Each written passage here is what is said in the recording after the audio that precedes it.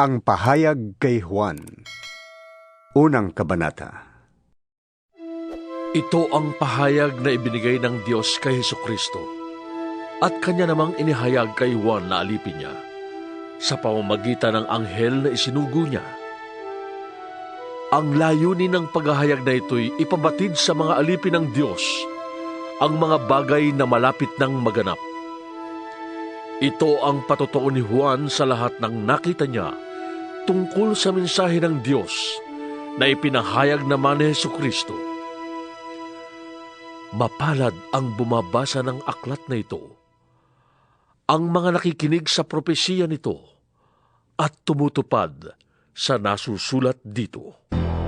Sapagkat ang lahat ng ito'y malapit ng maganap.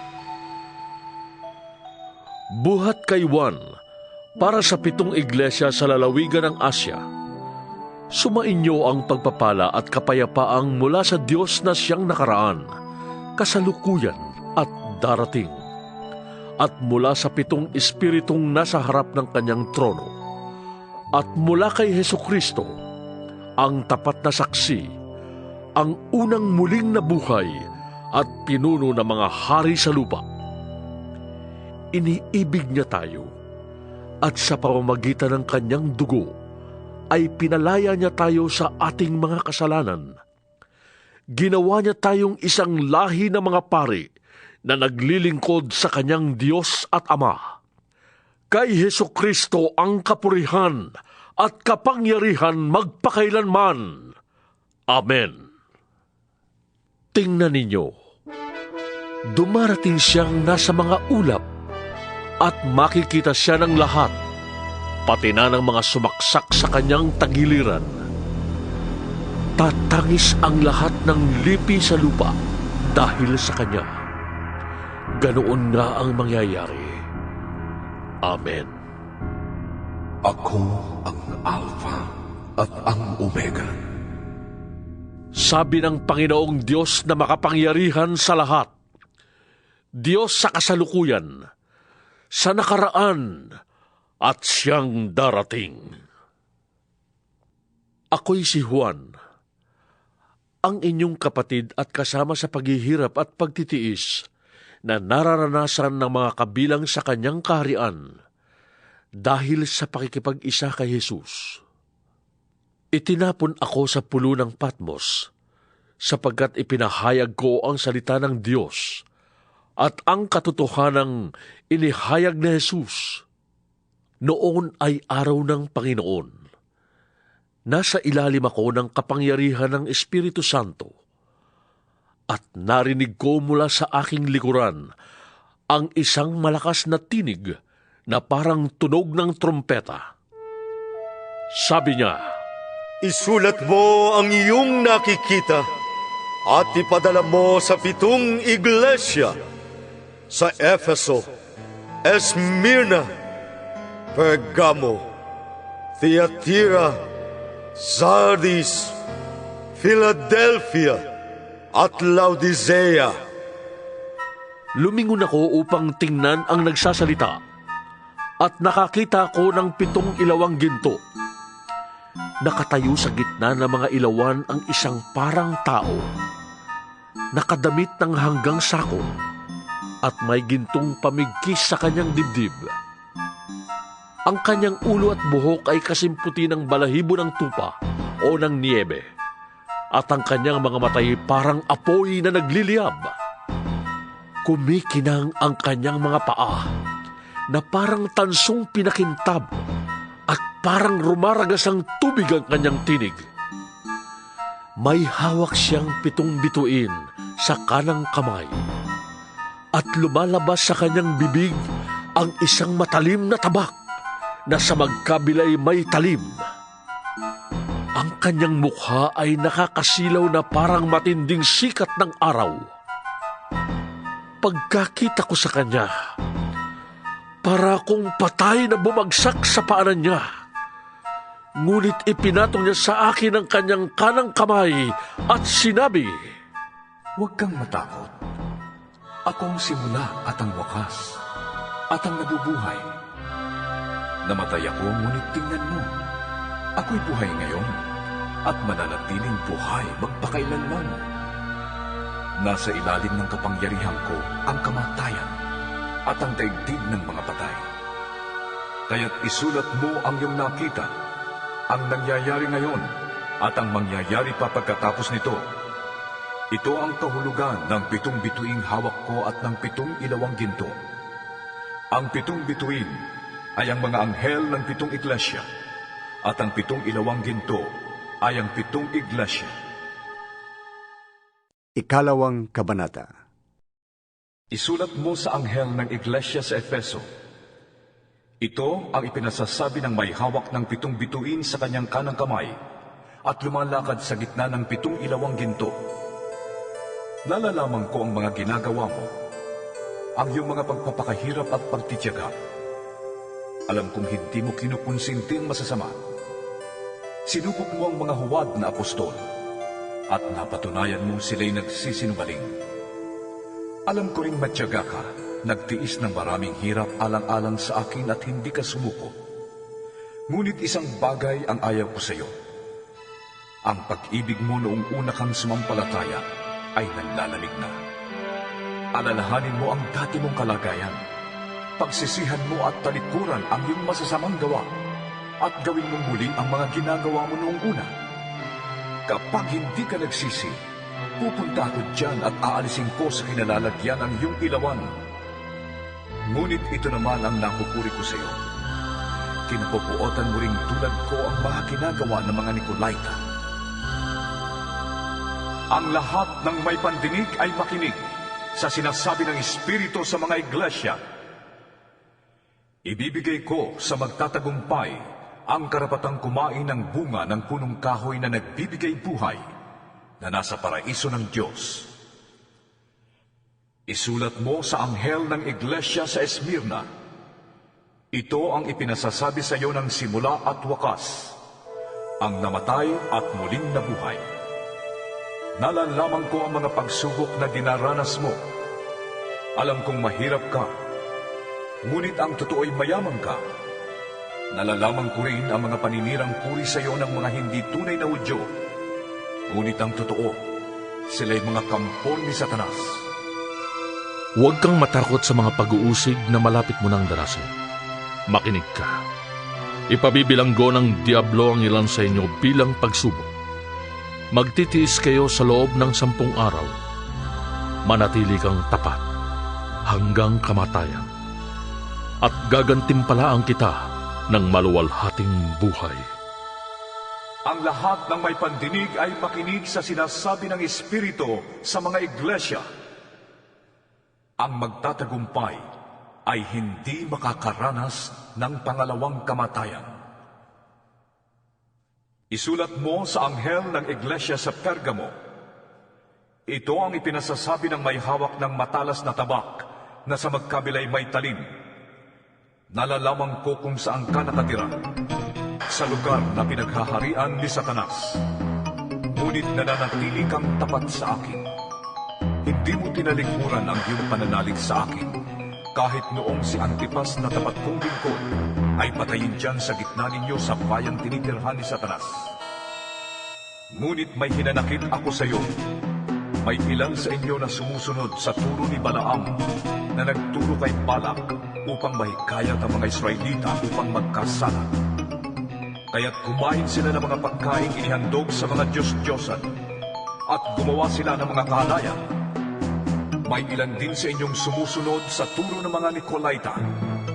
Kaya nga, pagsisihan ninyo at talikdan ang inyong mga kasalanan. Kung hindi, pupunta ko dyan sa lalong madaling panahon at pupuksain ko ang mga taong yun sa pamamagitan ng tabak na lumalabas sa aking bibig.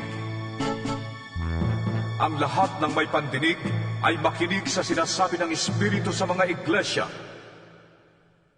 Ang magtatagumpay ay bibigyan ko ng nakatagong pagkain mula sa langit. Bibigyan ko rin siya ng batong puti na kinasusulatan ng isang bagong pangalan na walang sinumang nakakaalam maliban sa tatanggap niyon. Isulat mo sa anghel ng iglesia sa Tiatira. Ito ang sinasabi ng anak ng Diyos na may mga matang parang apoy na nagliliyab at mga paang kumikinang na parang tansong pinakintab.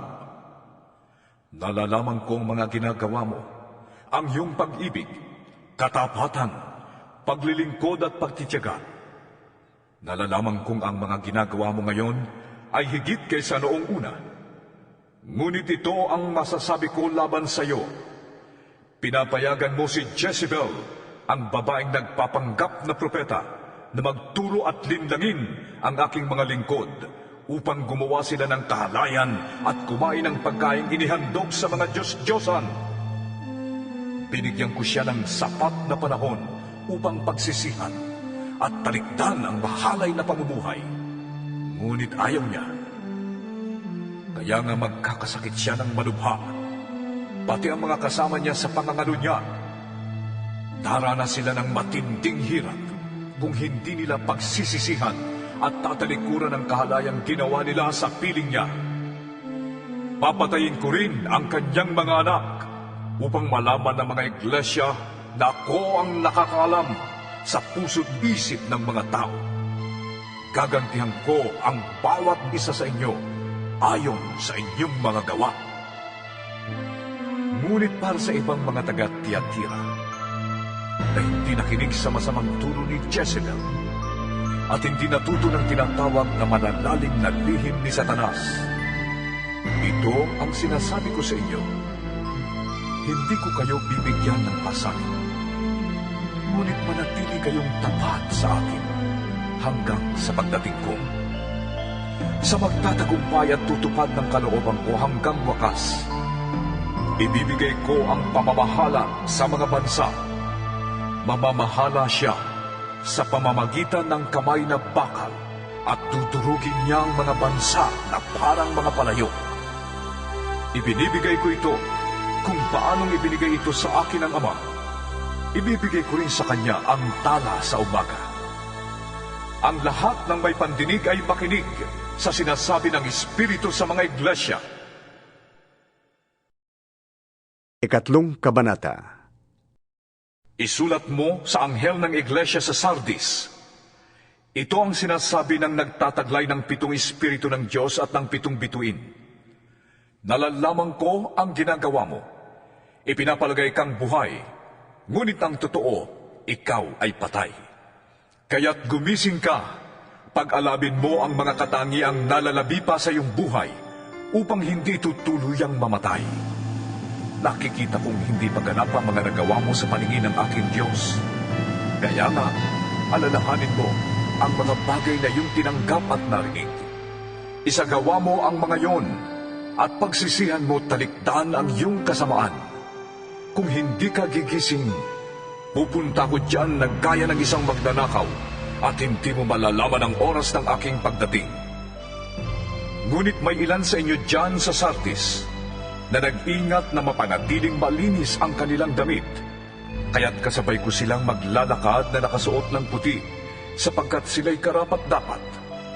Ang magtatagumpay ay magdaramit ng puti, at hindi ko kailanman aalisin sa aklat ng buhay ang kanyang pangalan.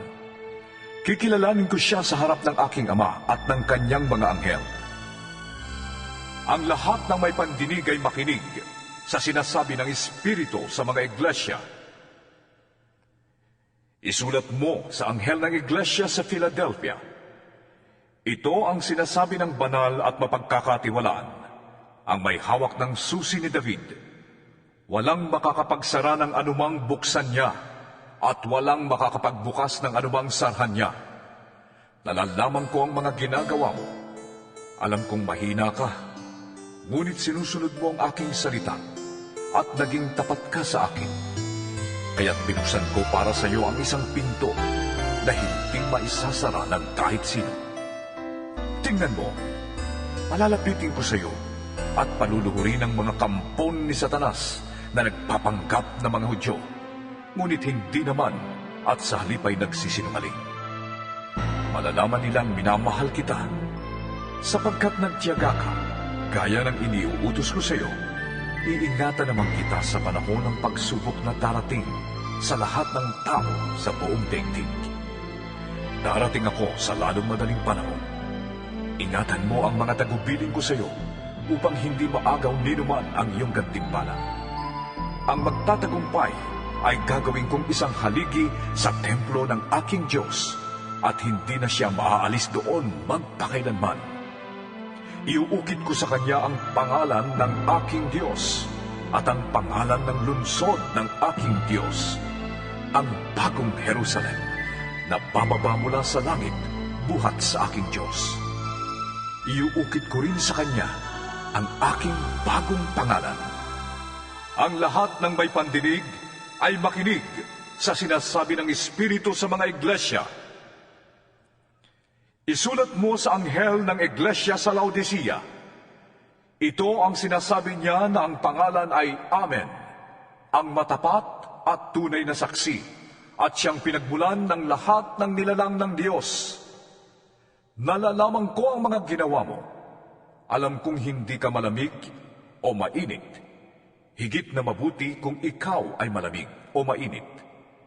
Ngunit dahil sa ikaw ay maligamgam, hindi mainit o malamig, isusuka kita. Sinasabi mo, ako'y mayaman, sagana sa lahat ng bagay at wala nang kailangan pa. Ngunit hindi mo nalalamang ikaw ay kawawa, kahabag-habag, mahirap, bulag at hubad. Kaya nga, ipinapayo kong bumili ka sa akin ng purong ginto upang ikaw ay maging tunay na mayaman. Bumili ka rin sa akin ng puting damit upang matakpan ang nakakahiyamong kahubaran at ng gamot sa mata upang ikaw ay makakita. Sinasaway ko't pinapalo ang lahat ng aking minamahal. Kaya't maging masigasig ka. Pagsisihan mo talikdan ang iyong mga kasalanan. Nakatayo ako sa labas ng pintuan at kumakatok.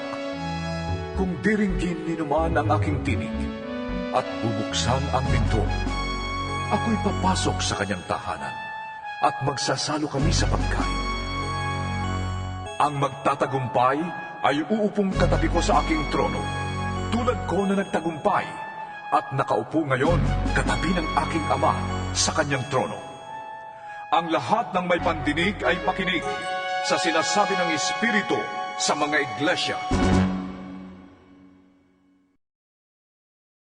Ika-4 na kabanata. Pagkatapos kong masaksihan ang mga bagay na ito, nakita ko sa langit ang isang bukas na pinto.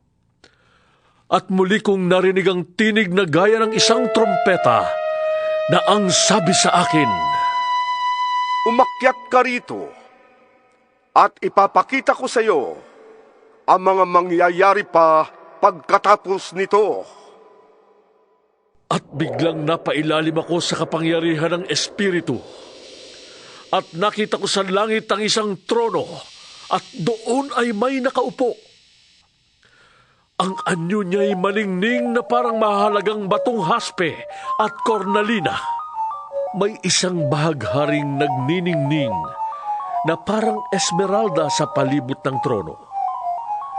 Nakapaligid naman dito ang 24 pang trono, at may nakaupo roong 24 na pinuno na nakadamit ng puti at may koronang ginto sa kanilang ulo.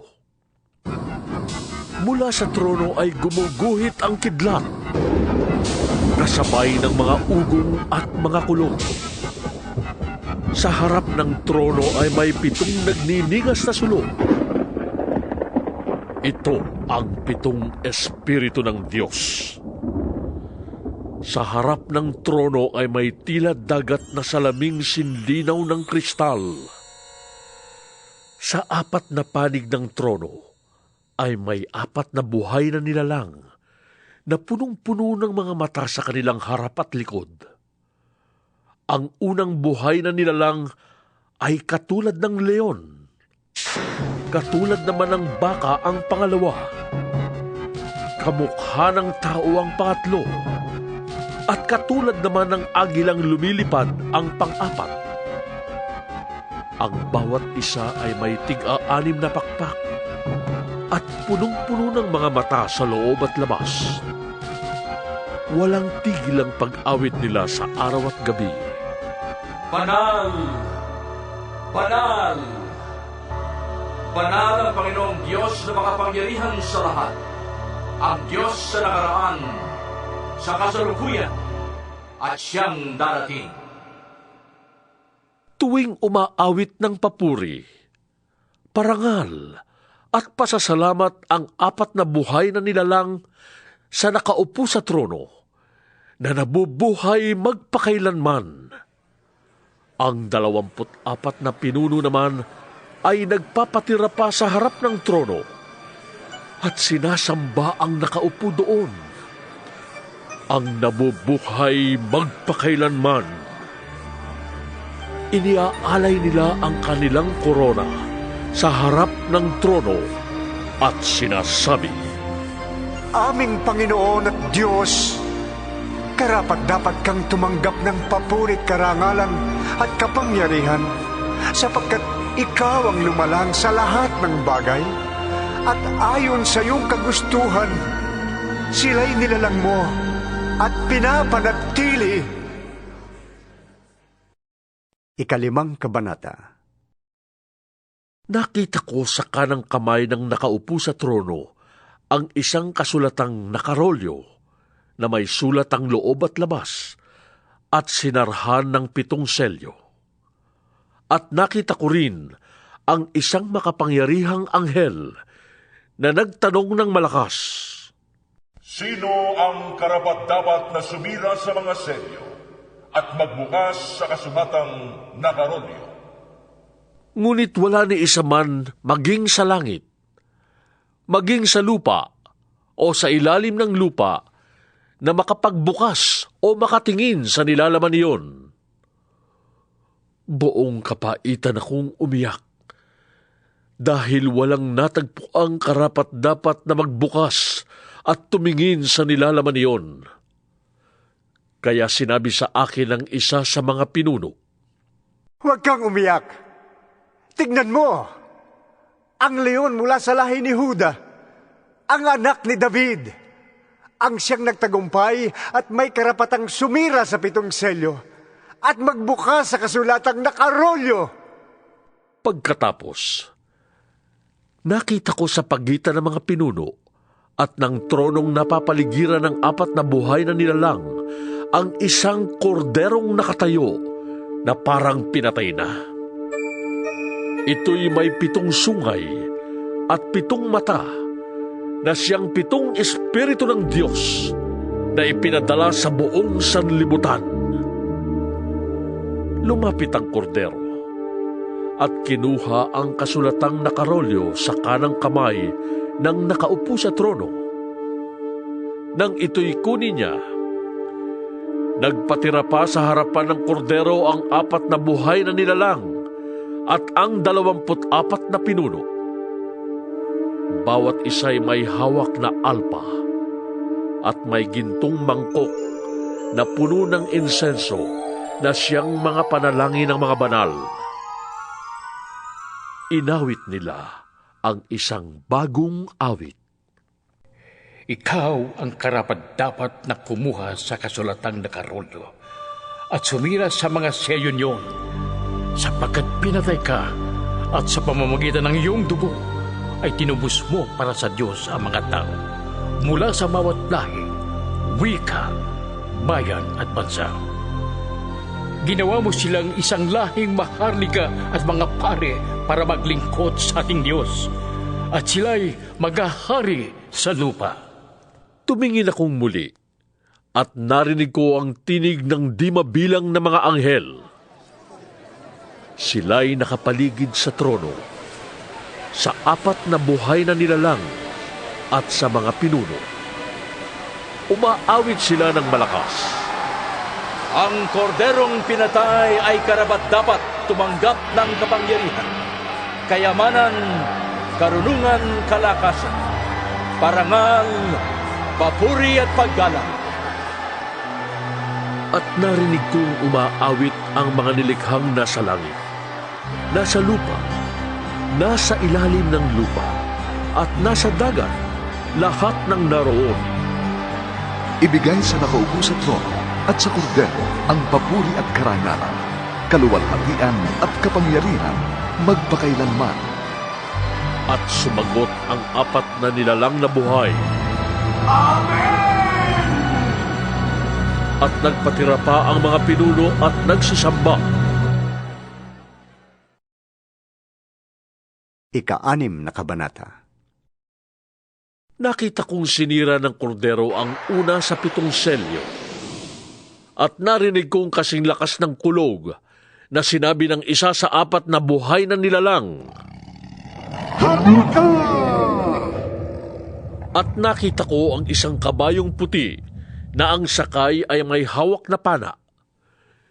Binigyan siya ng korona at siya'y humayo upang patuloy na manakop. Sinira ng kordero ang 2 selyo at narinig kong sinabi ng 2 buhay na nilalang. Isa namang kabayong pula ang lumitaw na ang sakay ay binigyan ng kapangyarihang magpasimula ng digmaan sa lupa upang magpataya ng mga tao. Binigyan siya ng isang malaking tabak. Sinira ng kordero ang 3 selyo at narinig kong sinabi ng 3 buhay na nilalang. Halika! Isang kabayong itim ang nakita ko. May hawak na timbangan ang sakay nito. May narinig akong parang isang tinig buhat sa kinaroroonan ng 4 na buhay na nilalang na nagsabi, Isang takal na trigo lamang ang mabibili ng sahod sa maghapong trabaho, at 3 takal na sibada lamang ang mabibili sa ganon ding halaga. Ngunit huwag mong pinsalain ang langis ng olibo at ang alak. Sinira ng kordero ang 4 na selyo. At narinig kong sinabi ng 4 na buhay na nilalang. Ang nakita ko na may isang kabayong maputla ang kulay. Ang pangalan ng sakay nito'y Kamatayan. At kasunod niya ang Hades.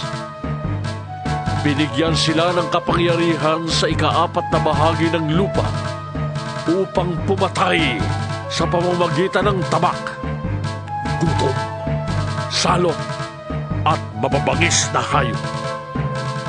Sinira ng kordero ang 5 selyo at nakita ko sa ilalim ng dambana ang kaluluwa ng mga pinatay dahil sa salita ng Diyos at sa matapat na pagsaksi nila dito. Ubus lakas silang sumigaw.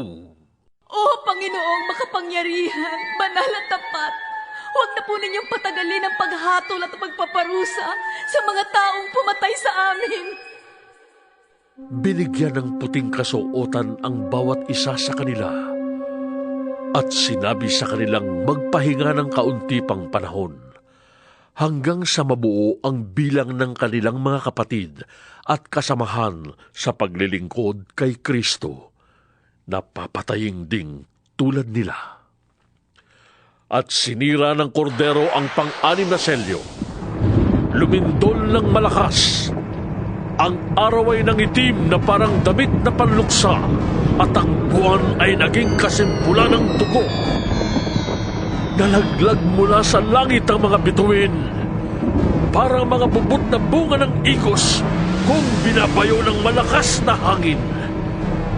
Naglaho ang langit na parang kasulatang nirolyo at nawala sa kanilang dating kinalalagyan ang mga bundok at mga pulo. Nagtago sa mga yungib at sa pagitan ng mga bato sa bundok ang mga hari sa lupa. Ang mga gobernador, ang mga pinuno ng hukbo, ang mayayaman, ang makapangyarihan, at lahat ng tao, alipin man o balayan.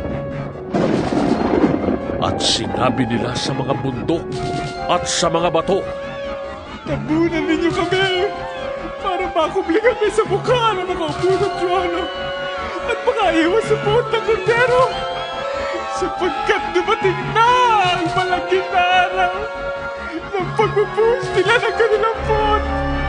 At sino ang makakatanggal?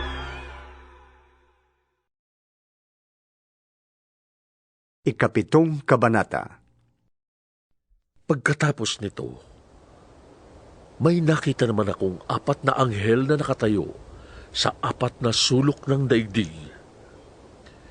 Pinipigil nila ang 4 na hangin upang wag munang umihip sa lupa, sa dagat, o sa alinmang punong kahoy. At nakita kong umaakyat sa gawing silangan ang isa pang anghel. Taglay ang pantatak ng Diyos na buhay. Humiyaw siya sa 4 na anghel na binigyan ng Diyos ng kapangyarihang maminsala sa lupa at sa dagat. Huwag muna ninyong pinsalain ang lupa, ang dagat, o ang mga punong kahoy, hanggat hindi pa natin nalalagyan ng tatak sa noo ang mga lingkod ng ating Diyos. At sinabi sa akin ang bilang ng mga tinatakan, 144,000 buhat sa 12 lahi ng Israel. Sa lahi ni Huda, 12,000. Sa lahi ni Ruben, 12,000. Sa lahi ni Gad, 12,000. Sa lahi ni Aser, 12,000. Sa lahi ni Neftali, 12,000. Sa lahi ni Manases, 12,000. Sa lahi ni Simeon, 12,000. Sa lahi ni Levi, 12,000. Sa lahi ni Isakar, 12,000. Sa lahi ni Zabulon, 12,000. Sa lahi ni Jose, 12,000. Sa lahi ni Benjamin, 12,000. Pagkatapos nito'y nakita ko ang napakaraming tao na di kayang bilangin ninuman. Sila'y mula sa bawat bansa, lahi, bayan at wika. Nakatayo sila sa harap ng trono at ng kordero. Nakadamit ng puti at may hawak na mga palaspas. Sinasabi nila ng malakas, "Ang kaligtasan ay mula sa kordero at sa ating Diyos na nakaupo sa trono." Tumayo ang lahat ng anghel sa palibot ng trono at ng mga pinuno at ng 4 na nilalang na buhay. At sila'y nagpatira pa sa harap ng trono at sumamba sa Diyos. Sabi nila, Amen! Sa ating Diyos ang papuri, kaluwalhatian, karunungan, pasasalamat, karangalan, kapangyarihan at lakas magpakailanman. Amen! Tinanong ako ng isa sa mga pinuno, Sino ang mga taong nakadamit ng puti? At saan sila nanggaling? Ginoo, kayo po ang nakakaalam. Ang sagot ko. At sinabi niya sa akin, Sila ang mga nagtagumpay sa gitna ng matinding paghihirap. Nilinis nila at pinaputi sa dugo ng kordero ang kanilang damit. Iyan ang dahilan kung bakit sila ay nasa harap ng trono ng Diyos at naglilingkod sa Kanya sa templo araw at gabi. At ang nakaupo sa trono ang kukup-kup sa kanila. Hindi na sila magugutom ni mauuhaw. Hindi na sila mabibilad sa araw ni mapapaso ng anumang matinding init. Sapagkat ang korderong nasa gitna ng trono ang magiging pastol nila. Sila'y dadalhin niya sa mga bukal ng tubig na nagbibigay buhay at papahirin ng Diyos ang bawat luha sa kanilang mga mata. Ikawalong Kabanata. Nang sirain ng kordero ang 7 selyo, naghari sa langit ang katahimikan sa loob ng halos kalahating oras. Pagkatapos nito'y nakita ko ang 7 anghel na nakatayo sa harapan ng Diyos at binigyan ng trumpeta ang bawat isa sa kanila. Dumating ang isa pang anghel na may dalang gintong sunugan ng insenso at tumayo naman sa harap ng dambana. Binigyan siya ng maraming insenso upang ihandog sa dambanang ginto na nasa harap ng trono, kalakip ng dalangin ng mga pinili ng Diyos. Mula sa kamay ng anghel, unti-unting tumaas sa harapan ng Diyos ang usok ng insenso, kalakip ng dalangin ng mga pinili ng Diyos.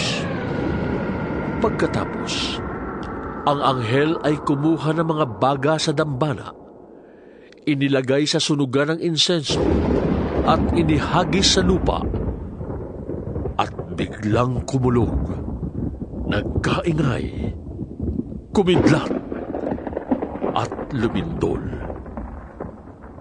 At humanda ang 7 anghel upang hipan ang kanilang trompeta. Hinipan ng unang anghel ang kanyang trompeta, at umulan ng yelo at apoy na may kahalong dugo. Nasunog ang 3 bahagi ng lupa, ang 3 bahagi ng mga punong kahoy, at lahat ng sariwang damo. Hinipan ng 2 anghel ang kanyang trompeta, at bumagsak sa dagat ang isang parang malaking bundok na nasusunog. Naging dugo ang 3 bahagi ng dagat. Namatay ang 3 bahagi ng mga nilalang na naroon, at nawasak ang 3 bahagi ng mga sasakyang dagat. Hinipan ng 3 anghel ang kanyang trompeta, at nahulog mula sa langit ang isang malaking bituing nagliliyab na parang sulo, at bumagsak sa 3 bahagi ng mga ilog at mga bukal. Ang bituin ay tinatawag na kapaitan. Pumait ang 3 bahagi ng tubig, at maraming tao ang namatay pagkainom nito. Hinipan ng 4 na anghel ang kanyang trompeta, at napinsala ang 3 bahagi ng araw, ng buwan, at ng mga bituin, kaya't nawala ang 3 bahagi ng kanilang liwanag. Nagdilim ang 3 bahagi ng maghapon, at walang tumanglaw sa 3 bahagi ng magdamag. Pagkatapos ay nakita ko ang isang agilang lumilipad sa kalawakan, at narinig ko itong sumisigaw, "Kalagim-lagim! Talagang kalagim-lagim! Ang sasapitin ng lahat ng nasa lupa! Pagtunog ng mga trompetang hihipa ng 3 pang anghel!"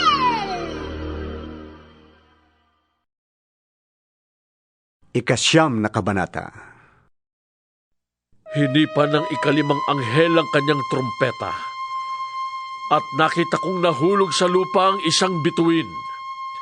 Ibinigay sa bituin ang susi ng banging napakalalim.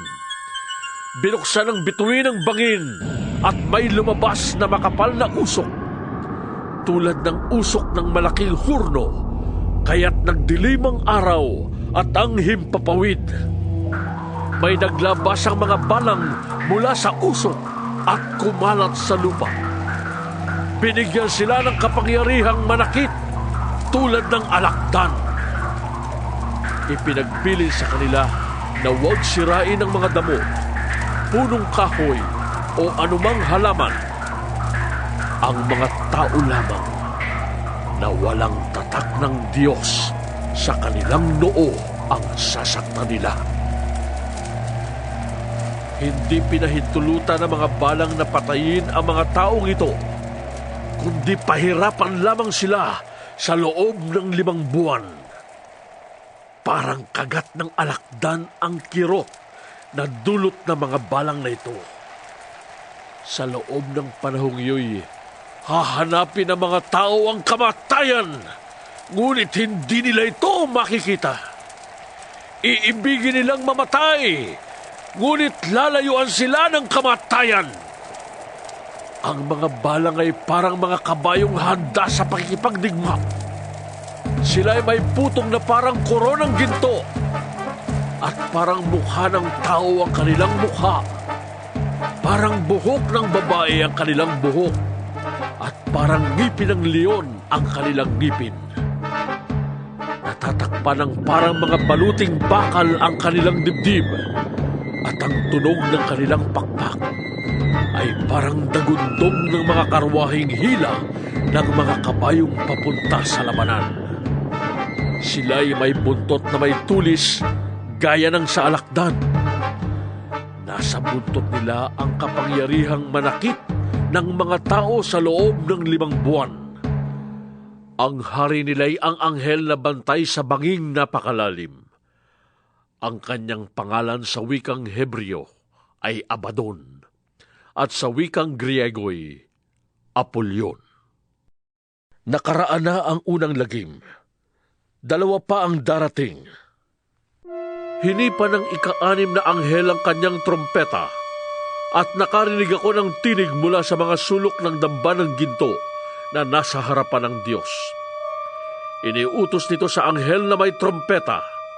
Talagan mo ang 4 na anghel na nakagampo sa tabi ng malaking ilog Euphrates.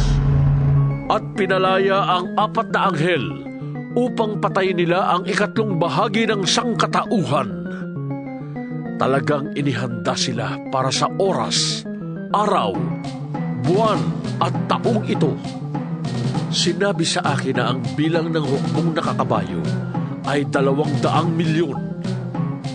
Nakita ko sa pangitain ng mga kabayo, at ang mga dibdib ng mga sakay nito ay may mapulang panangga na gaya ng apoy, asul na gaya ng safiro, at dilaw na parang asupre. Parang ulo ng leon ang ulo ng mga kabayo. Bumubuga ng apoy, usok at asupre ang kanilang bibig. Ang 3 salot na pumatay sa 3 bahagi ng sangkatauhan ay ang apoy, usok at asupre na mula sa kanilang bibig. Ang kapangyarihan ng mga kabayo ay nasa kanilang mga bibig, at nasa kanilang mga buntot na parang ahas, at may ulo na siyang ginagamit nila sa pananakit. Ang natira sa sangkatauhan na hindi namatay sa mga salot na ito'y hindi nagsisi. Hindi sila tumalikod ni tumigil ng pagsamba sa mga demonyo at sa mga Diyos-Diyos ang ginawa ng kanilang kamay, mga larawang ginto, pilak, tanso, bato at kahoy na di nakakakita, nakakarinig o nakakalakad man. Ni hindi rin nila pinagsisihan ang kanilang mga pagpatay, pagkukulam, kahalayan at pagnanakaw.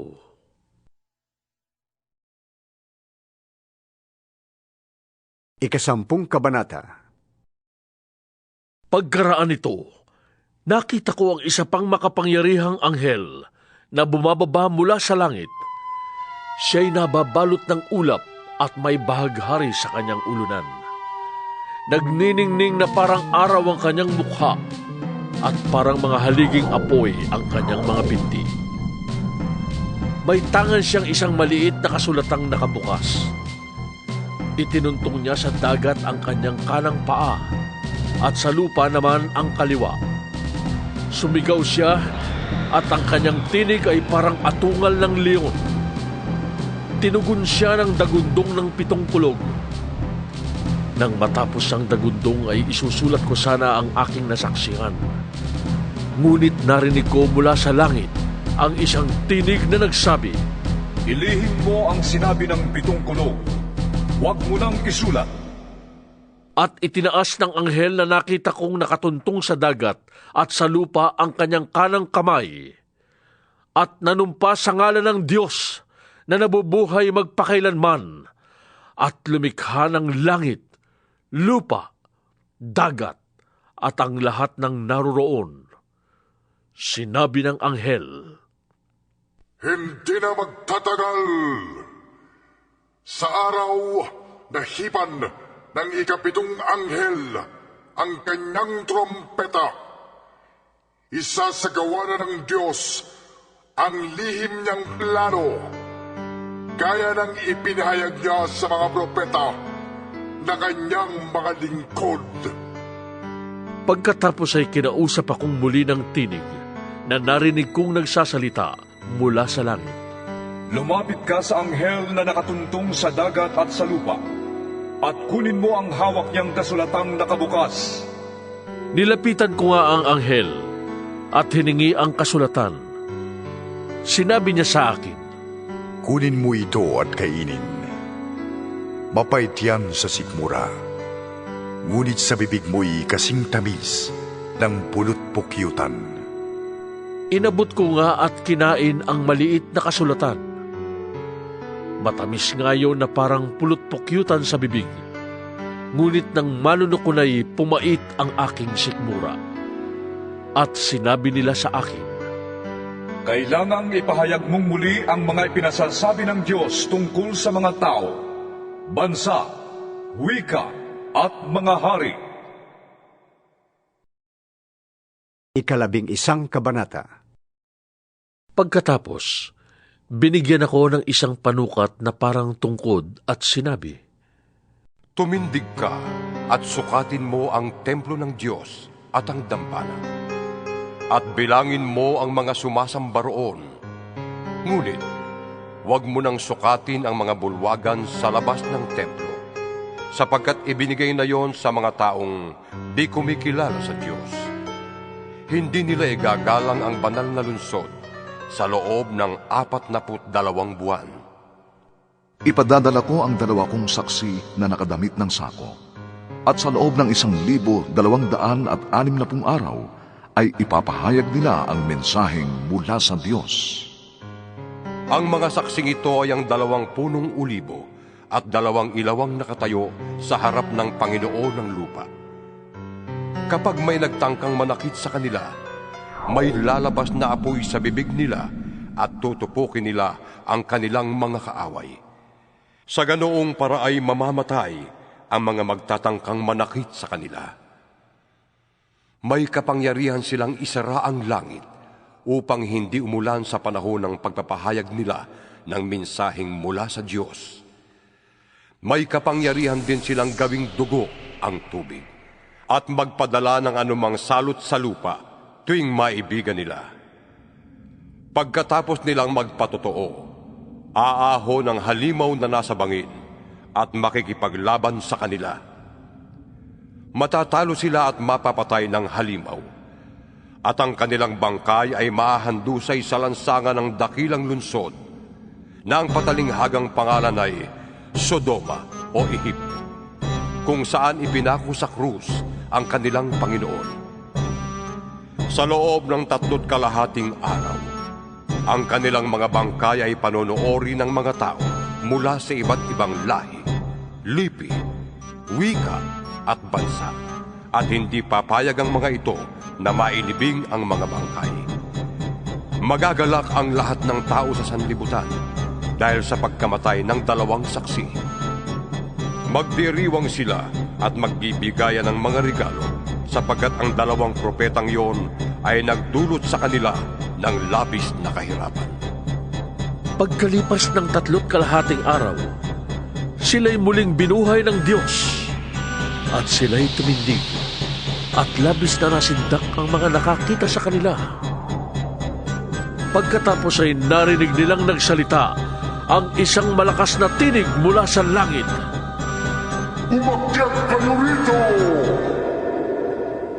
At habang nakatingin ang kanilang mga kaaway, umakyat sila sa langit na sakay ng ulap. Lumindol ng napakalakas ng oras ding yon. Nawasak ang 10 bahagi ng lunsod at 7,000 tao ang namatay. Ang mga natirang tao ay natakot at niluwalhati nilang Diyos ng kalangitan. Natapos na ang 2 lagim at malapit na ring mangyari ang 3. Hinipa ng 7 anghel ang kanyang trompeta, at mula sa langit ay may malalakas na tinig na nagsabi, ang paghahari sa sanlibutan ay inilipat na sa Kristong ating Panginoon. Maghahari siya magpakailanman. At ang 24 na matatandang nakaupo sa kani-kanilang trono sa harapan ng Diyos ay nagpatira pa at sumamba sa Kanya. Sinabi nila, Panginoong Diyos na makapangyarihan sa lahat, Diyos sa kasalukuyan at sa nakaraan, nagpapasalamat kami na ginamit mo ang iyong walang hanggang kapangyarihan at nagpasimula ka ng maghari. Nagngingit-ngit ang mga di kumikilala sa iyo dahil sa dumating na ang panahon ng iyong poot, ang paghatol sa mga patay at pagbibigay ng gantimpala sa mga propetang lingkod mo at sa iyong mga hinirang sa lahat na may takot sa iyo, dakilam at hamak. Panahon na upang lipulin mo ang mga sumira sa sanlibutan. Nabuksan ang templo ng Diyos sa langit at nakita ang kaba ng tipan sa loob. Pagkatapos ay gumuhit ang kidlat, dumagundong ang kulong, narinig ang malalakas na ingay, lumindol at umulan ng yelo. 12 kabanata. Kasunod nito'y lumitaw sa langit ang isang kakaibang tanda. Isang babaeng nadadamitan ng araw at nakatuntong sa buwan. Ang ulo niya ay may koronang binubuo ng 12 bituin. Malapit na siyang manganak, kaya't napapasigaw siya sa matinding hirap. Isa pang tanda ang lumitaw sa langit. Isang pulang dragon na napakalaki. Ito'y may 7 ulo at 10 sungay. At may korona ang bawat ulo. Kinaladkad ng kanyang buntot ang 3 bahagi ng mga bituin sa langit at inihagis sa mga iyon sa lupa. Pagkatapos, tumayo siya sa paanan ng babaeng malapit ng manganak upang lamunin ang sanggol sa sandaling ito'y isilang. Ang babae ay nagsilang ng sanggol na lalaki. Ngunit may umagaw sa bata at dinala ito sa Diyos sa kanyang trono. Ang sanggol na ito ang itinakdang maghahari sa lahat ng bansa sa pamamagitan ng kamay na bakal. Ang babae naman ay tumakas papunta sa ilang, sa isang dakong inihanda ng Diyos para sa kanya, upang maalagaan siya roon sa loob ng 1,260 araw. Pagkaraan ito'y nagkaroon ng digmaan sa langit. Pinamunuan ni Miguel ang kanyang mga anghel sa pakikipaglaban sa dragon at sa mga kampo nito. Natalo ang dragon at ang kanyang mga kampo at pinalaya sila sa langit. Itinapon ang dambuhalang dragon, ang matandang ahas na ang pangalay Diablo o Satanas, na nandaraya sa buong sanlibutan. Itinapon siya sa lupa, pati ang kanyang mga kampon. At narinig ko ang isang malakas na tinig mula sa langit na nagsasabi, Dumating na ang pagliligtas ng Diyos! Ipinamalas na niya ang kaniyang lakas bilang hari. Ipinamalas din ni Kristo ang kaniyang kapangyarihan, sapagkat pinalayas na sa langit ang umuusig araw at gabi sa mga kapatid natin. Nagtagumpay ang mga ito laban sa Diablo sa pamamagitan ng dugo ng kordero at ng kanilang pagsaksi sa katotohanan, sapagkat hindi nila pinanghinayangan ang kanilang buhay. Kaya't magalak ang kalangitan at lahat ng naninirahan diyan. Ngunit kalagim-lagim ang daranasin ninyo, lupa at dagat, sapagkat ang matinding puot ng Diablo ay babagsak sa inyo. Alam niyang kaunting panahon na lamang ang nalalabi sa kanya. Nang makita ng dragon na itinapon siya sa lupa, hinabol niya ang babaeng nagsilang ng sanggol na lalaki. Ngunit ang babae ay binigyan ng mga pakpak ng malaking agila upang makalipad papunta sa ilang. Doon siya itatago sa loob ng 3.5 taon upang maligtas sa pananalakay ng ahas. Kaya't ang ahas ay nagbuga ng tubig na parang ilog upang tangayin ang babae. Subalit bumuka ang lupa at hinigop ang tubig na ibinuga ng dragon, kaya't naligtas ang babae. Sa galit ng dragon, pinalingan niya ang nalalabing lahi ng babae upang digmain. Ito ang mga taong sumusunod sa utos ng Diyos at nananatiling tapat sa katotohanan inihayag ni Jesus. At ang dragon ay tumayo sa dalampasigan.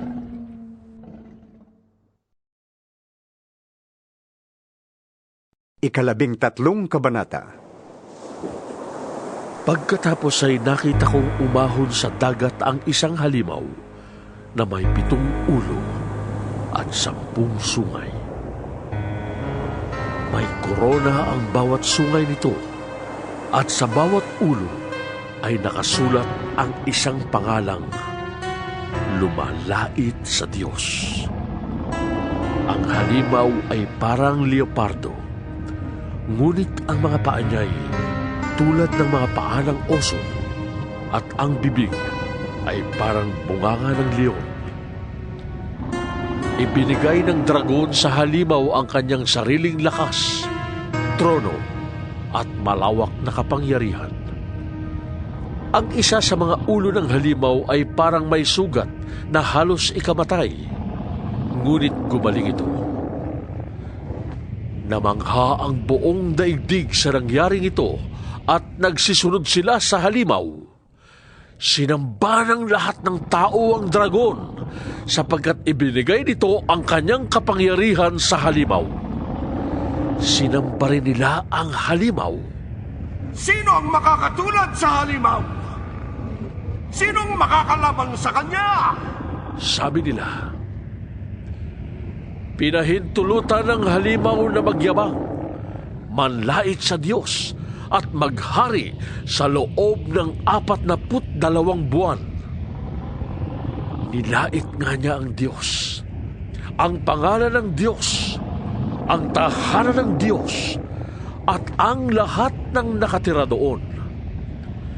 Pinahintulutan din siyang digmain at talunin ang mga pinili ng Diyos, at binigyan siya ng karapatang mamahala sa bawat lahi, bayan, wika at bansa.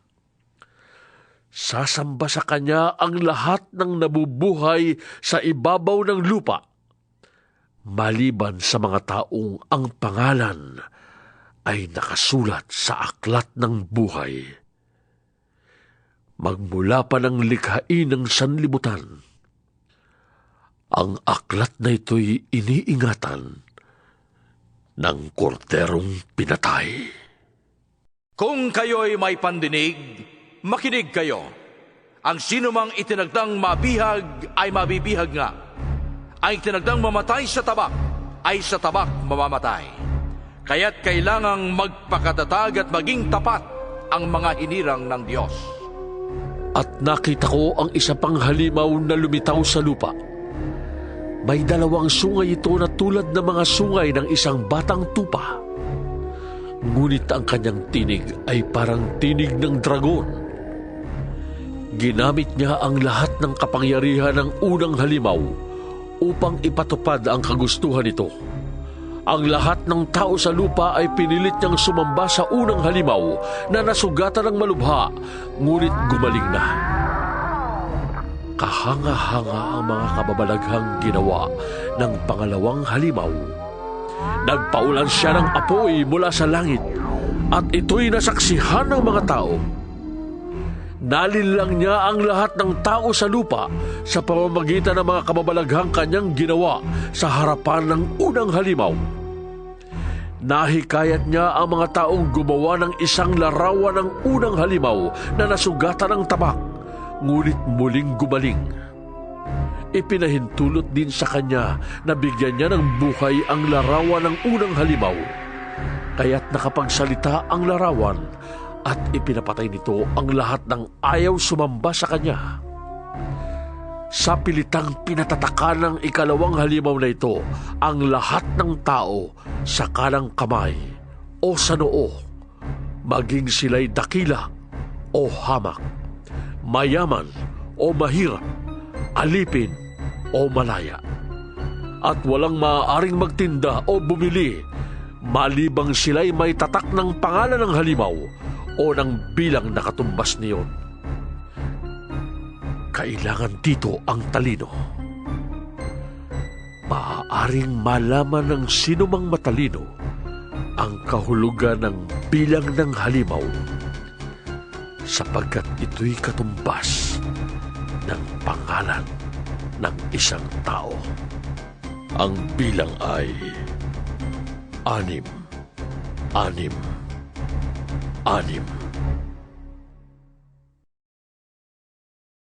14 na kabanata. Tumingin ako at naroon ang kordero na nakatayo sa bundok ng Sayon, kasama ang 144,000 tao. Nakasulat sa kanilang noo ang pangalan ng kordero at ang pangalan ng kanyang ama. At narinig ko mula sa langit ang isang tinig na sinlakas na mga alon sa dagat at nagundong ng kulog. Ang tinig na narinig ko'y parang tugtugan ng mga alpa. Sila'y umaawit ng isang bagong awit sa harap ng trono at sa harap ng 4 na nilalang na buhay at sa harap ng mga pinuno. Walang makaunawa sa awit na yon, kundi ang 144,000 na tinubos sa sanlibutan. Ito ang mga lalaking na natiling malinis at hindi nagkaroon ng anumang kaugnayan sa mga babae. Sumusunod sila sa kordero, saan man siya magpunta. Sila'y tinubos mula sa buong sangkatauhan bilang mga unang handog sa Diyos at sa kordero. Hindi sila nagsinungaling kailanman at wala silang anumang kapintasan. Nakita ko ang isa pang anghel na lumilipad sa kalawakan. Dala ang walang katapusang magandang balita upang ipahayag sa mga tao sa lupa, sa lahat ng bansa, lahi, wika at bayan. Sinabi niya ng malakas, Matakot kayo sa Diyos at luwalhatiin siya, sapagkat dumating na ang oras ng kanyang paghatol. Sambahin niyo ang Diyos na lumikha ng langit, lupa, dagat, at mga bukal ng tubig. Sumunod ang ikalawang anghel na nagsasabi, Bumagsak na! Bumagsak na! Ang dating makapangyarihang Babilonia! Pinainom niya ang lahat ng tao ng alak ng pagkahumaling sa kanyang kahalayan. Sumunod sa dalawa ang ikatlong anghel na sumisigaw ng malakas.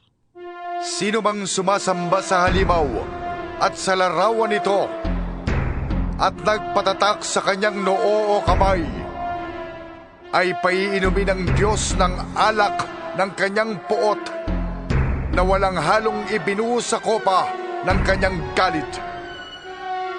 Pahihirapan sila sa apoy at asupre sa harapan ng mga banal na anghel at ng kordero. Ang apoy na nagpapahirap sa kanila ay mag-aalab pagpakailanman. Araw at gabi ay maghihirap ng walang pahinga ang mga sumamba sa halimaw at sa kanyang larawan at ang mga natatakan ng kanyang pangalan. Kailangang magpakatatag ang mga pinili ng Diyos, ang mga sumusunod sa utos ng Diyos at nananatili sa pananampalataya kay Jesus. At narinig ko ang isang tinig mula sa langit na nagsasabi, Isulat mo, mula ngayon, mapalad ang naglilingkod sa Panginoon hanggang kamatayan.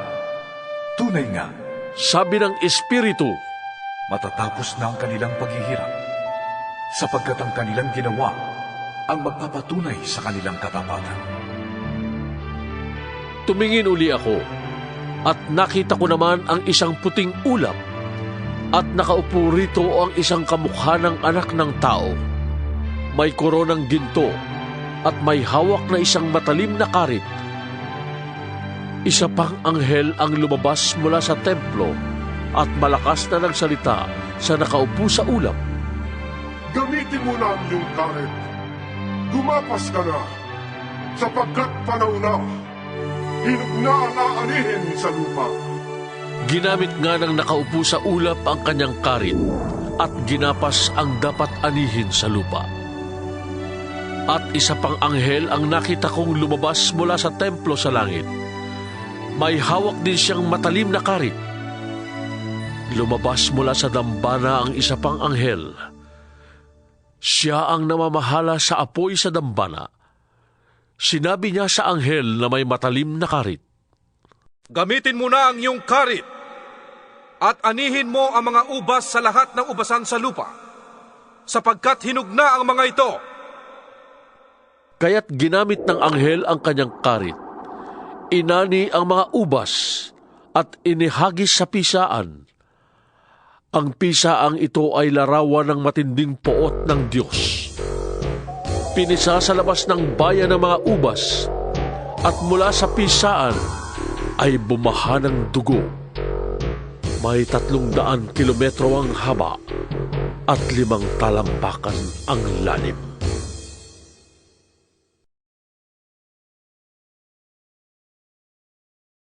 Ika-15 kabanata.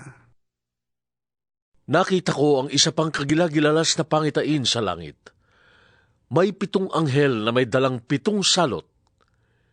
Ito ang mga panghuling salot, sapagkat dito magwawakas ang poot ng Diyos. May nakita akong parang dagat na kristal na nagliliyab. Nakita ko rin ang mga nagtagumpay laban sa halimaw at sa larawan nito, at sa nagtataglay ng bilang nakatumbas ng kanyang pangalan. Nakatayo sila sa dagat na kristal. Hawak ang mga alpang bigay sa kanila ng Diyos. Inaawit nila ang awit ni Moises na lingkod ng Diyos at ang awit ng kordero. Panginoong Diyos na makapangyarihan sa lahat, dakila at kahanga-hanga ang iyong mga gawa. O Hari ng mga bansa, matuwid at totoo ang iyong mga daan. Sino ang hindi matatakot sa iyo, Panginoon?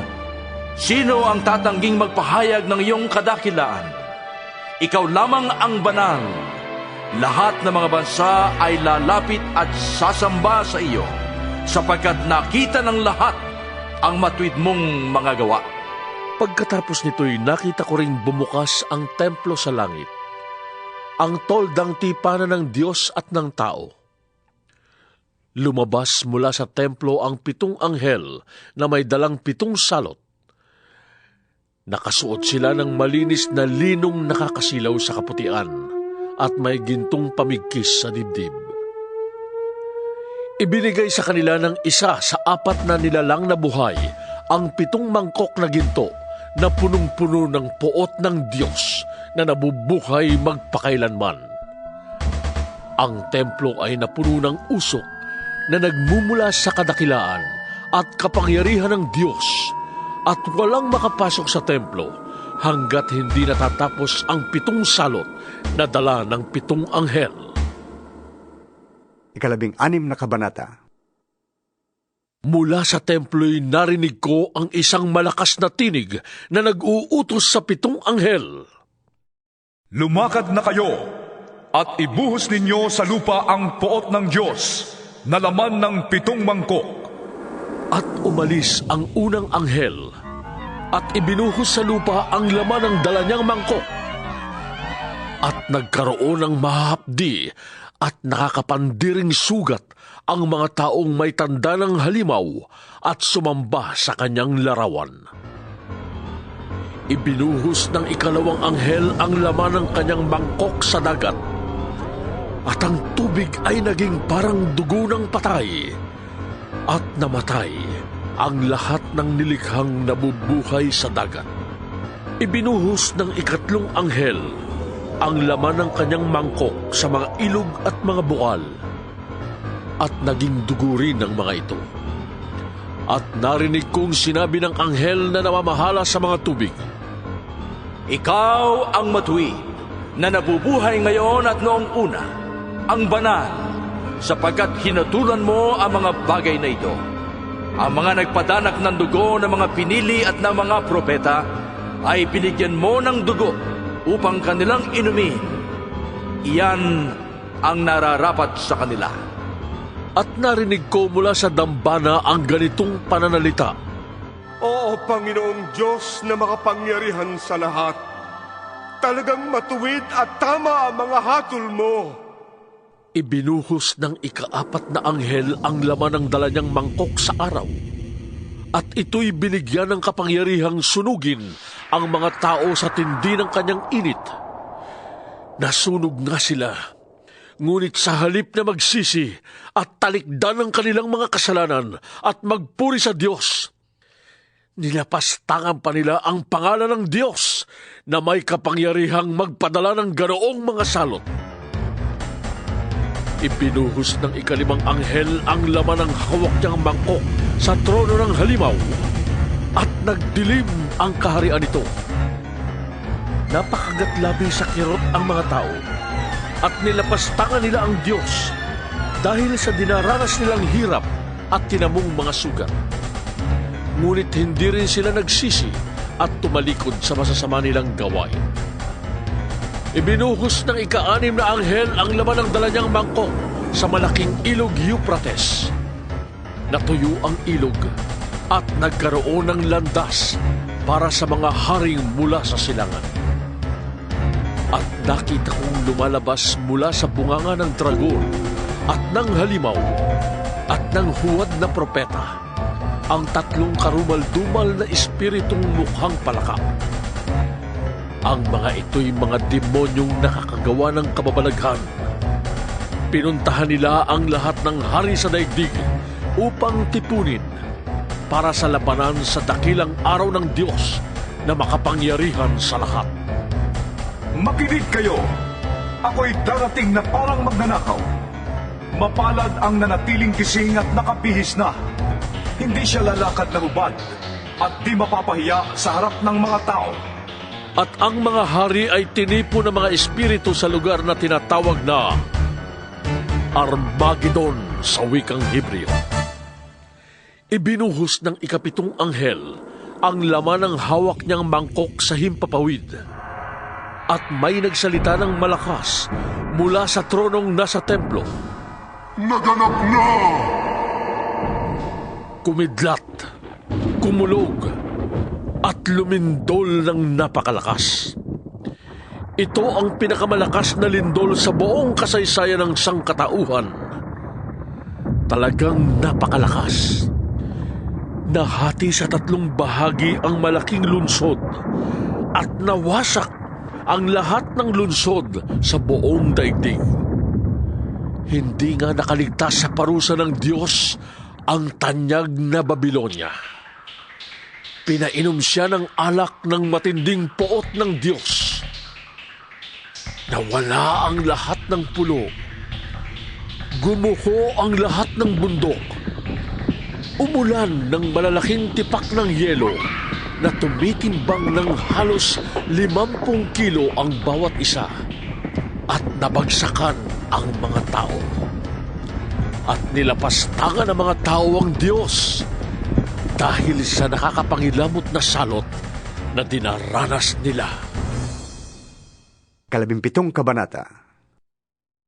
Pagkatapos, ang isa sa 7 anghel na may dalang 7 mangkok ay lumapit sa akin at sinabi niya, Halika, ipapakita ko sa iyo kung paano parurusahan ang reyna ng kahalayan na nakaupo sa ibabaw ng maraming ilog. Ang mga hari sa lupa ay nakiapid sa babaeng ito at nilasing niya sa alak ng kanyang kahalayan ang lahat ng tao sa sanlibutan.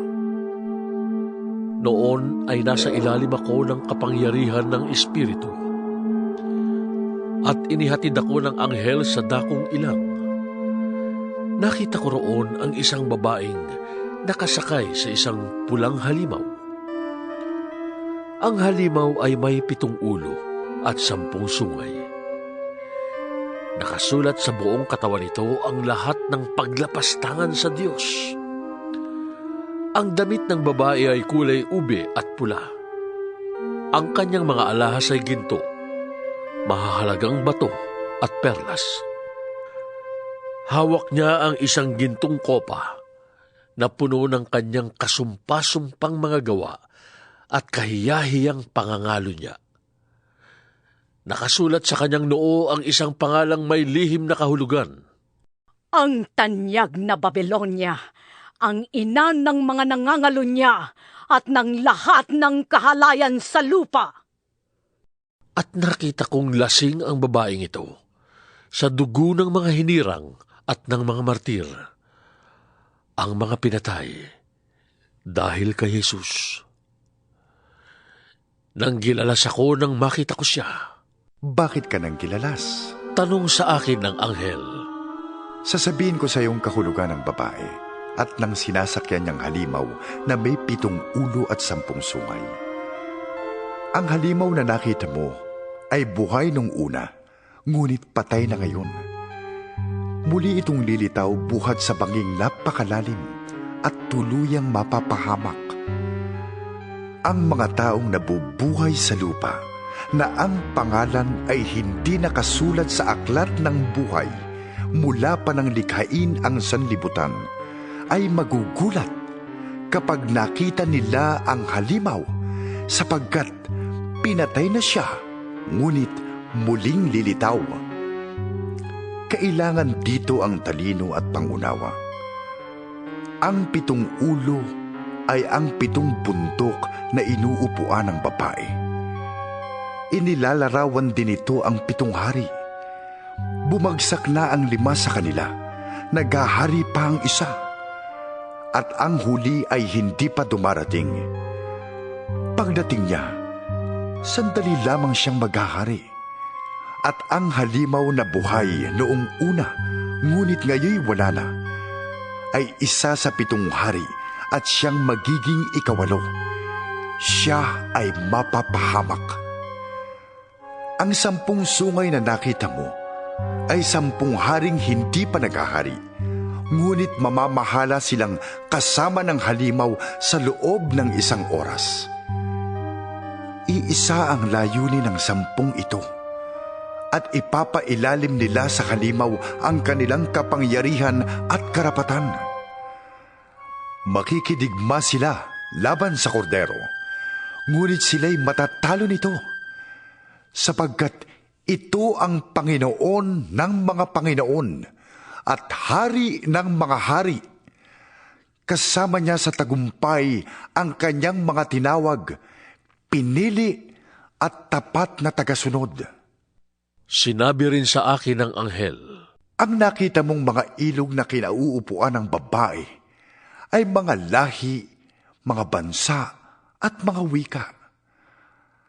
Ang 10 sungay na nakita mo at ang halimaw ay mapopoot sa reyna ng kahalayan. Aagawin nila ang lahat ng ari-arian nito at iiwanan siyang hubad. Kakainin nila ang kanyang laman at susunugin ang matitira. Niloob ng Diyos na sila'y magkaisa at ipailalim nila sa halimaw ang kanilang karapatan at kapangyarihan, hanggang sa maganap ang mga salita ng Diyos. Ang babaeng nakita mo ay ang tanyag na lungsod na sinusunod ng mga hari sa lupa. 18 kabanata. Pagkatapos nito, nakita kong bumababa mula sa langit ang isang anghel na may malaking kapangyarihan. Nagliwanag ang buong daigdig dahil sa kanyang kaluwalhatian. Ubus lakas siyang sumigaw. Bumagsak na! Bumagsak na ang tanyag na Babilonia. Ngayon ay tahanan na lamang siya ng mga demonyo, bilangguan ng masasamang espiritu, ng maruruming ibon at ng marurumi at kasuklam-suklam na mga hayop. Sapagkat pinainom niya ng alak ng kanyang kahalayan ang lahat ng bansa. Nakiapid sa kaniya ang mga hari sa lupa, at ang mga mangangalakal sa buong daigdig ay yumaman sa kaniyang mahalay na pamumuhay. Narinig ko mula sa langit ang isa pang tinig na nagsasabi, Umalis ka sa Babylonia, bayang ko. Huwag kang makibahagi sa kanyang mga kasalanan, upang hindi ka maparusahang kasama niya. Sapagkat abot na hanggang langit ang mga kasalanan niya, at hindi nalilimutan ng Diyos ang kanyang kasamaan. Gawin ninyo sa kanyang ginawa niya sa inyo. Gumanti kayo ng higit pa sa kanyang ginawa. Punuin ninyo ang kanyang kopa ng inuming higit na mapait kaysa inihanda niya sa inyo. Kung paano siya nagmataas at nagpasasa sa kalayawan, palasapin ninyo siya ng ganoon ding pahirap at kapighatian. Sapagkat lagi niyang sinasabi, Reyna akong tinatanghal, hindi ako biyuda, hindi ako daranas ng kasawian kailanman. Dahil dito, sabay-sabay na daragsa sa kanya ang mga salot sa loob ng isang araw. Sakit, dalamhati at tagutom, at tutupukin siya ng apoy, sapagkat makapangyarihan ang Panginoong Diyos na humahatol sa kanya.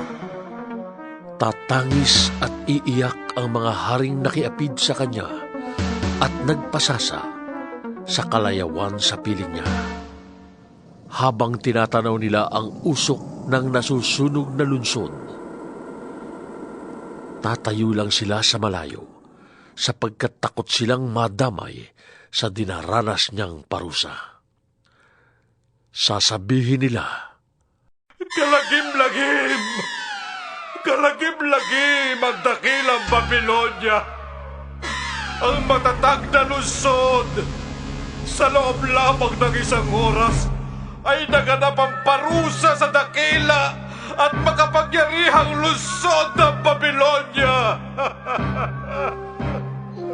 Dahil sa kanya'y tatangis din at magdadalamhati ang mga mangangalakal sa daigdig, sapagkat wala nang bibili ng kanilang paninda.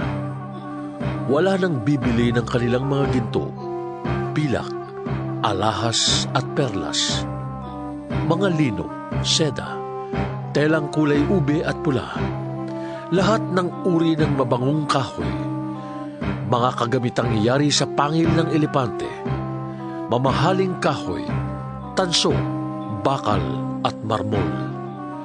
Wala nang bibili ng kanilang sinamon, mga pampalasa, kamanyang, mira at insenso, alak at langis, harina at trigo, mga baka at tupa, mga kabayo at karwahe, mga alipin, at pati buhay ng tao.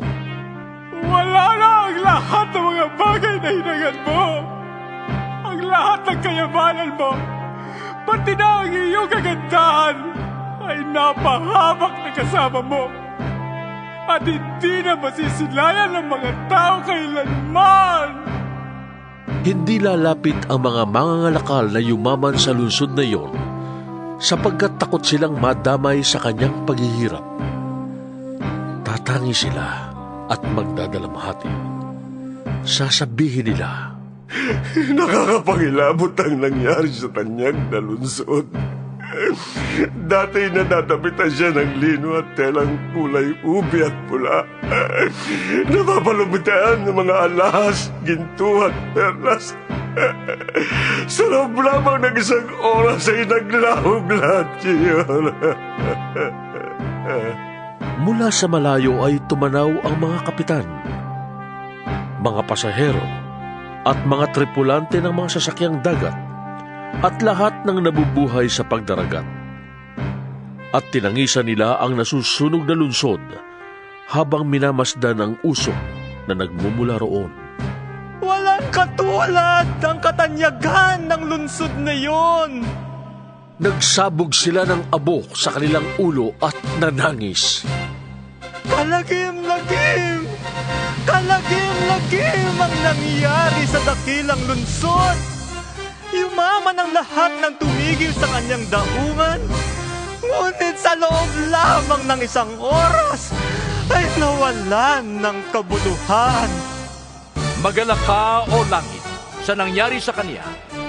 Magalak kayo, mga hinilang, mga apostol at mga propeta, sapagkat hinatulan na siya ng Diyos dahil sa ginawa niya sa inyo.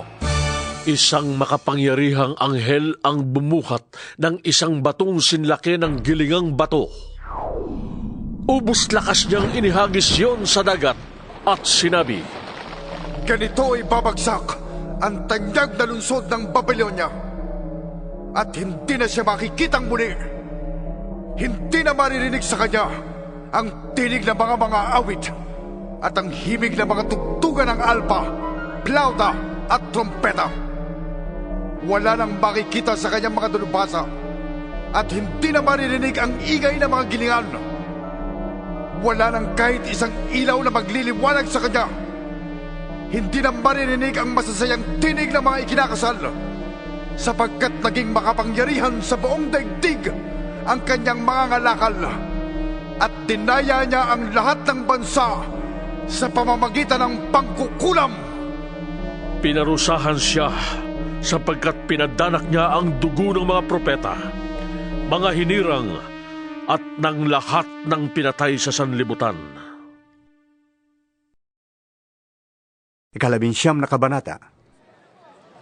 Pagkatapos nito, narinig ko ang tila sama-samang tinig ng napakaraming tao sa langit na umaawit ng ganito: Purihin ang Panginoon, ang kaligtasan, ang karangalan at ang kapangyarihan ay tanging sa Diyos lamang.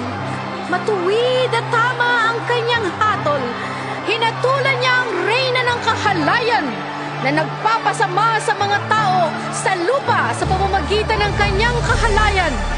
Pinarusahan siya ng Diyos dahil sa pagpatay niya sa mga lingkod ng Panginoon. Muli silang umawit: Purihin ang Panginoon! Walang tigil na tataas ang usok na mula sa nasusunog na lungsod!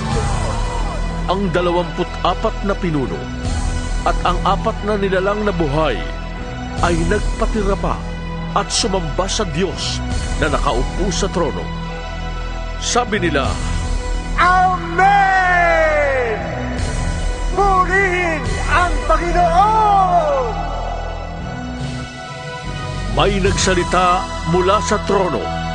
Purihin ninyo ang ating Diyos, kayong lahat ng mga lingkod niya, maging dakila at hamak, kayong may banal na takot sa Kanya. Pagkaraay narinig ko ang parang sama-samang tinig ng napakaraming tao, parang ugong ng malaking talon at dagundong ng mga kulog.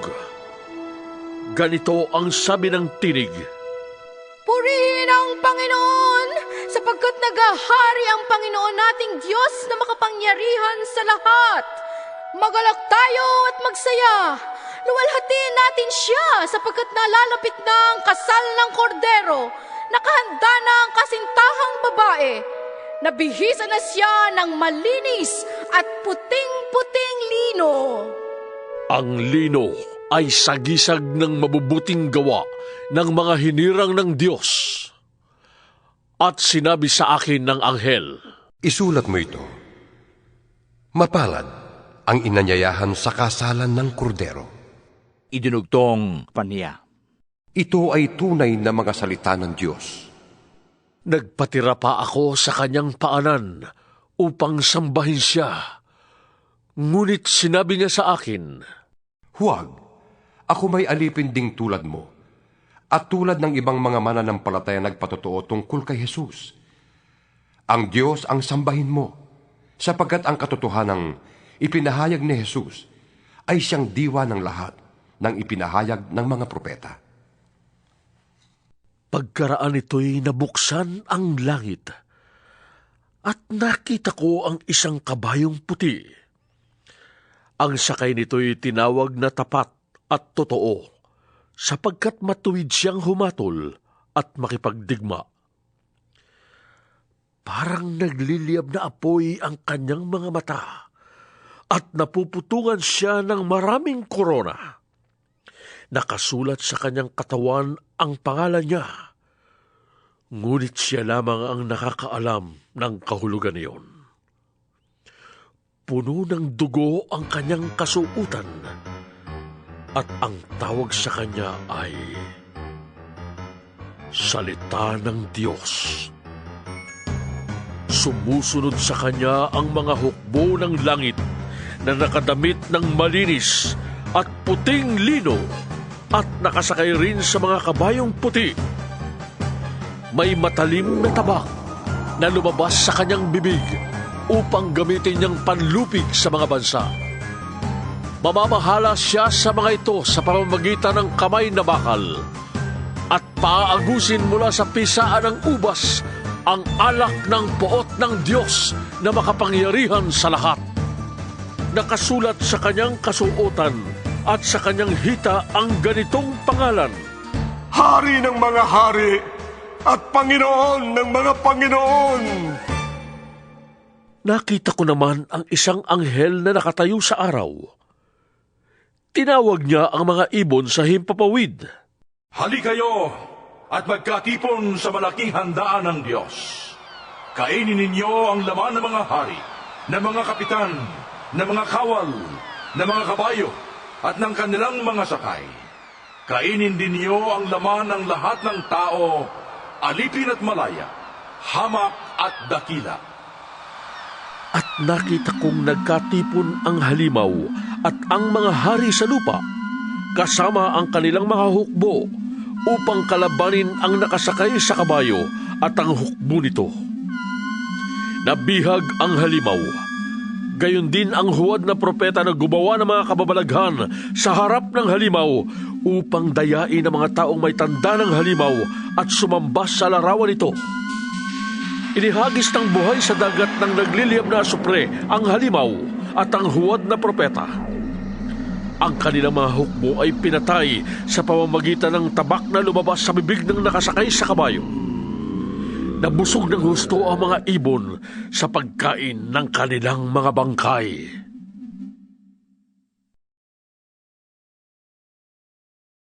Ika-20 kabanata. Pagkatapos ay nakita ko ang isang anghel na bumababa mula sa langit. Hawak ang isang malaking kadena at ang susi ng banging walang kasing lalim. Sinunggaban niya ang dragon, ang matandang ahas, na walang iba kundi ang Diablo o si Satanas, at ginapos ito sa loob ng 1,000 taon.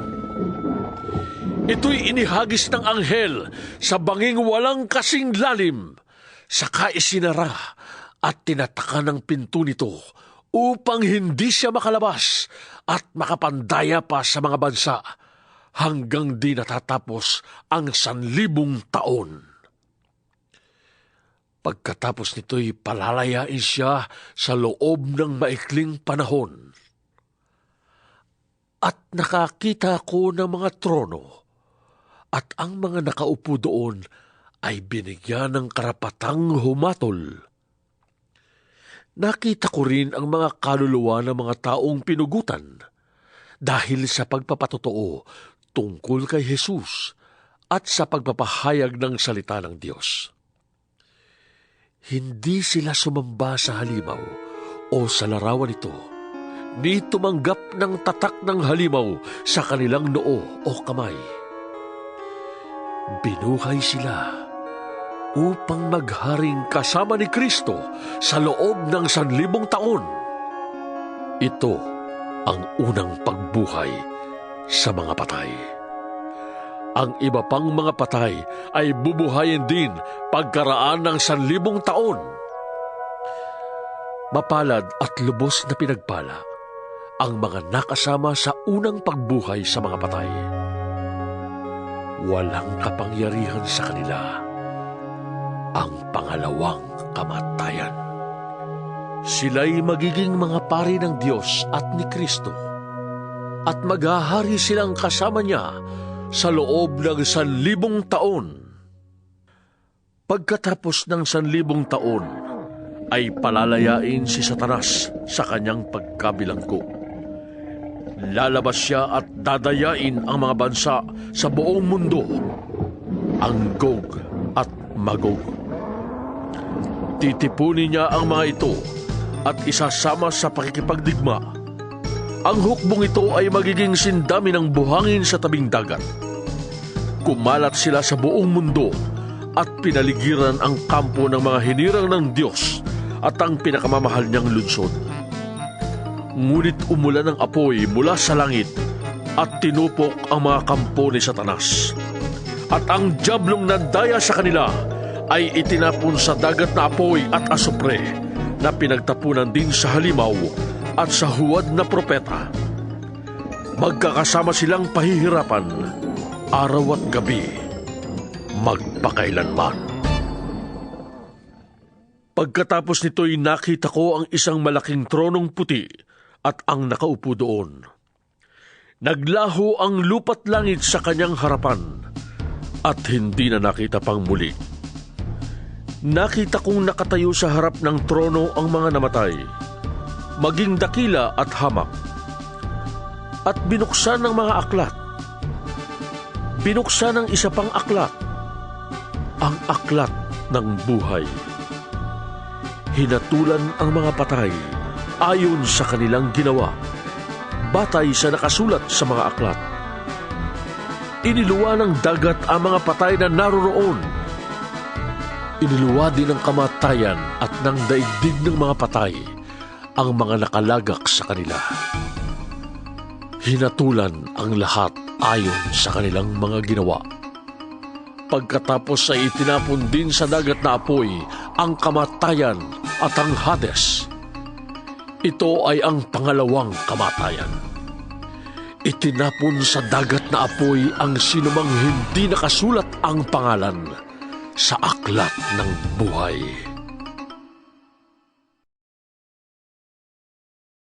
Ika-21 kabanata. Pagkatapos nito, nakita ko ang isang bagong langit at isang bagong lupa. Wala na ang dating langit at lupa.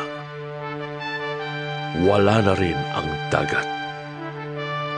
At nakita ko ang banal na lungsod, ang bagong Jerusalem, na bumababa mula sa langit, buhat sa Diyos, gaya ng isang babaeng ikakasal.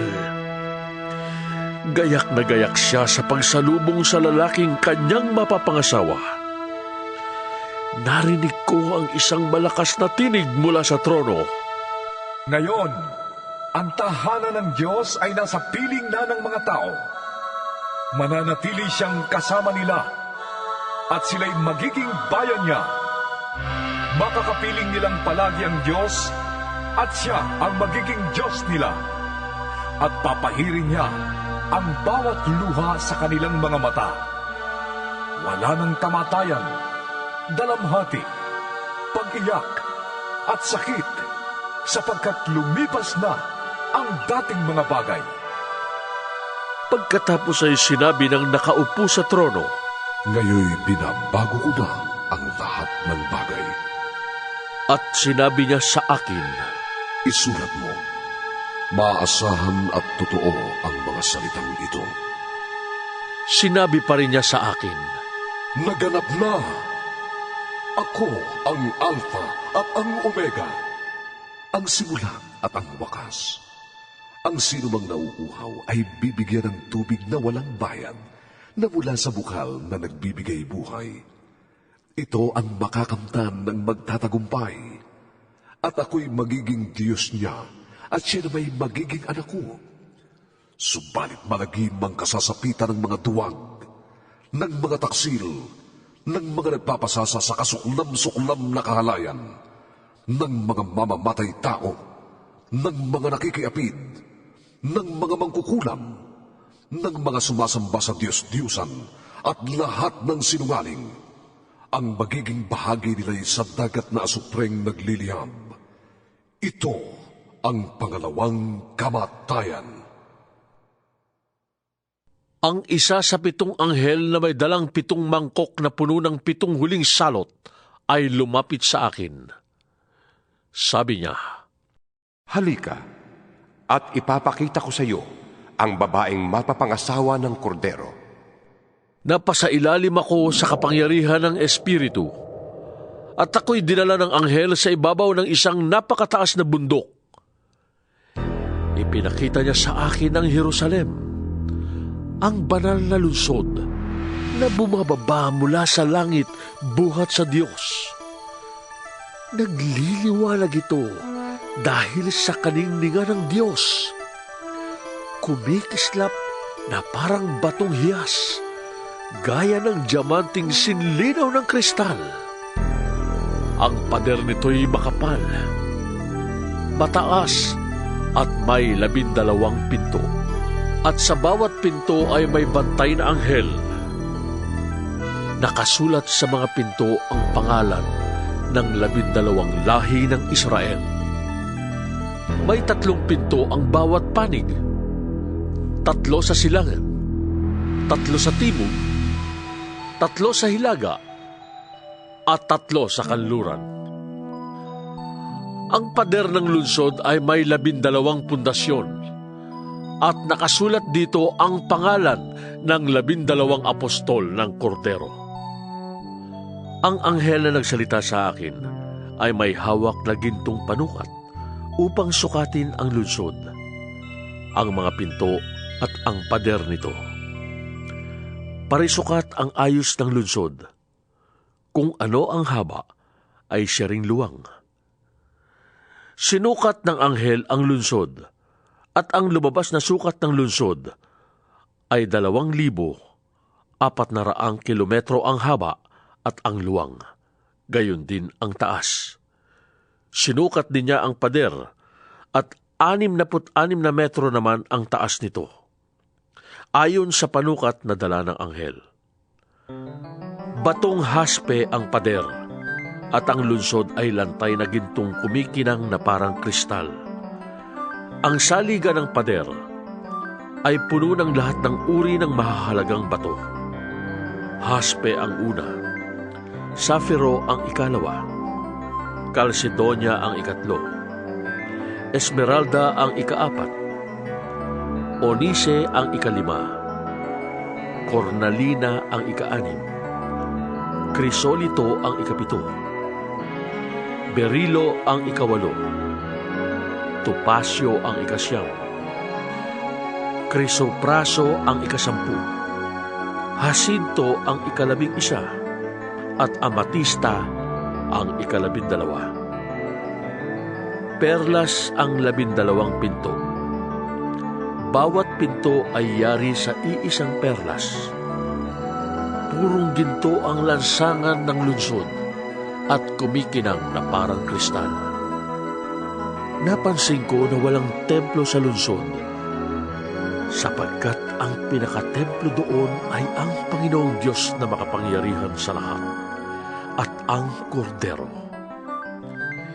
Hindi na kailangan ng araw o ang buwan upang bigyan ng liwanag ang lungsod, sapagkat ang kaluwalhatian ng Diyos ang nagbibigay ng liwanag doon.